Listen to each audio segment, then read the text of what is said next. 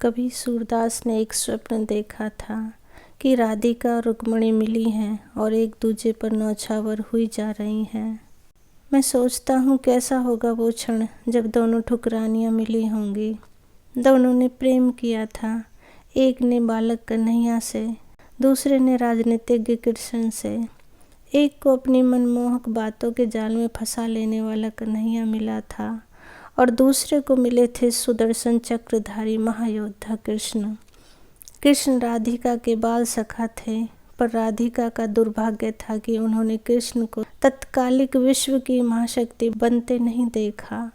राधिका को ना महाभारत के कुचक्र जाल को सुलझाते चतुर कृष्ण मिले, ना शिशुपाल का वध करते बाहुबली कृष्ण मिले। रुक्मिणी कृष्ण की पत्नी थी, पटरानी थी, महारानी थी, पर उन्होंने कृष्ण की वह लीला नहीं देखी जिसके लिए विश्व कृष्ण को स्मरण रखता है। उन्होंने ना माखन चोर को देखा, ना गौ चरवाहे को। उनके हिस्से में ना बांसुरी आई, ना माखन आया। सूरदास जी कहते हैं, कितनी अद्भुत लीला है। राधिका के लिए कृष्ण कन्हैया था, रुक्मिणी के लिए कन्हैया कृष्ण थे।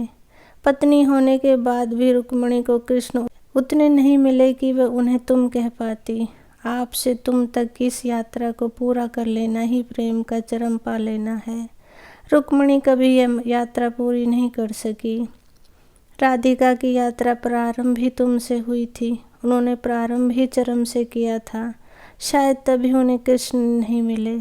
कितना अजीब है ना, कृष्ण जिसे नहीं मिले युगों युगों से आज तक उसी के हैं, और जिसे मिले उसे मिले ही नहीं। तभी तो कहता हूँ, कृष्ण को पाने का प्रयास मत कीजिए। पाने का प्रयास कीजिएगा तो कभी नहीं मिलेंगे। बस प्रेम करके छोड़ दीजिए, जीवन भर साथ निभाएंगे कृष्ण। कृष्ण इस सृष्टि के सबसे अच्छे मित्र हैं। राधिका हो या सुदामा, कृष्ण ने मित्रता निभाई तो ऐसी निभाई कि इतिहास बन गया। राधा और रुक्मिणी जब मिली होंगी तो रुक्मिणी राधा के वस्त्रों में माखन की गंध ढूंढती होगी और राधा ने रुक्मिणी के आभूषणों में कृष्ण का वैभव तलाशा होगा। कौन जाने मिला भी या नहीं। सब कुछ कहाँ मिलता है मनुष्य को, कुछ ना कुछ तो छूटता ही रहता है। जितनी चीज़ें कृष्ण से छूटी उतनी तो किसी से भी नहीं छूटी होंगी। कृष्ण से उसकी माँ छूट गई, पिता छूट गए, फिर जो नंद यशोदा मिले वो भी छूट गए, संगी साथी छूट गए, राधा छूट गई, गोकुल छूट गया, मथुरा छूट गई। कृष्ण से जीवन भर कुछ ना कुछ छूटता ही रहा। कृष्ण जीवन भर त्याग करते रहे और हमारी आज की पीढ़ी जो कुछ भी छूटने पर टूटने लगती है, उसे कृष्ण को गुरु बना लेना चाहिए। दोस्तों, जो कृष्ण को समझ लेगा वह कभी अवसाद में नहीं आएगा।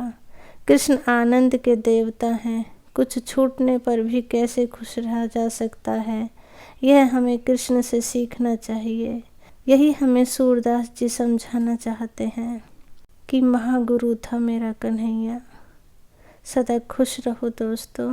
कहानी अच्छी लगी हो तो प्लीज़ लाइक, शेयर और सब्सक्राइब करें।